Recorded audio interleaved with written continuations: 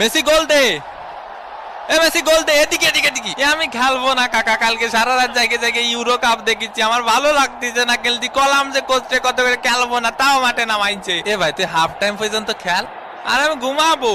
এ লাইটটা বন্ধ করে দিতি না স্টেডিয়ামের। ফাউল, দে পাউলের শট, মিস। এদিকে ডে পাউলের ফাউল করা শুরু।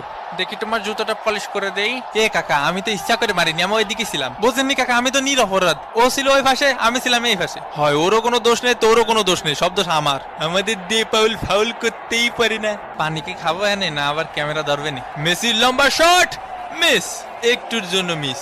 ইসরে কাকা, আয় আমরা ট্রেন লাইন খেলি, খালি ক্যামেরা এদিক ধরে কেন?